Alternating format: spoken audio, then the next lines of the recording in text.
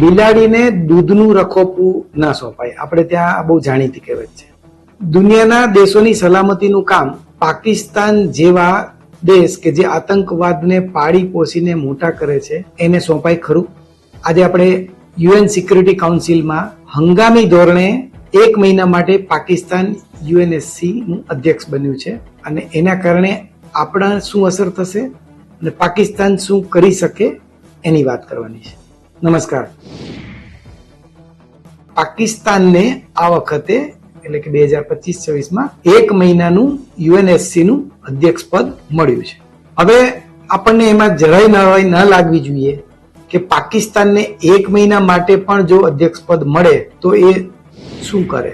આપણા બધાનું અનુમાન સાચું જ પડે. એ સંયુક્ત રાષ્ટ્રમાં કાશ્મીરનો મુદ્દો 110% ચર્ચા કરે છે. યુએનમાં પાકિસ્તાનના રાજદૂત છે અસીમ ઇફ્તિખાર, એમણે એવું કહ્યું કે સુરક્ષા પરિષદના એજન્ડામાં કાશ્મીરનો પ્રશ્ન છે, તેના પર કોઈ પણ સમયે ચર્ચા થઈ શકે છે.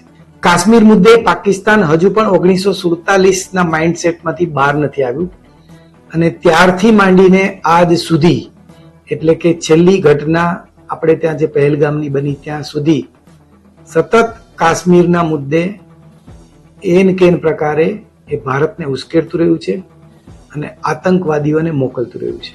જૂન 2024માં 193માંથી 182 વોટ સાથે પાકિસ્તાનની આ 1 મહિના માટે અધ્યક્ષ તરીકે પસંદગી થઈ હતી. ઇસ્લામિક દેશોના સંગઠનોએ એને સપોર્ટ આપ્યો હતો અને 8મી વખત આ એ રોટેશનમાં સભ્ય બન્યું છે. પણ એવું જરાય નથી કે પાકિસ્તાન સભ્ય બન્યું છે. ભારત પણ અગાઉ અનેક વખત સભ્ય બની ચૂક્યું છે. યુએનએસસી ની અધ્યક્ષતામાં 15 સદસ્યો વચ્ચે દર મહિને રોટેશન થાય છે. અંગ્રેજી આલ્ફાબેટ મુજબ એનું રોટેશન મુજબ ક્રમ આવે છે અને પાકિસ્તાનનું રોટેશન પી રોટેશન આવ્યું એટલે એને પાકિસ્તાનનો એનો ટર્ન આવ્યો છે. યુએનએસસી નું સ્ટ્રક્ચર આપણે સૌ જાણીએ છીએ કે 5 સ્થાયી દેશો છે: ચીન, ફ્રાન્સ, રશિયા, બ્રિટન અને અમેરિકા. આ 5 દેશો પાસે અઢળક પાવર છે અને ખાસ કરીને વીટો પાવર છે.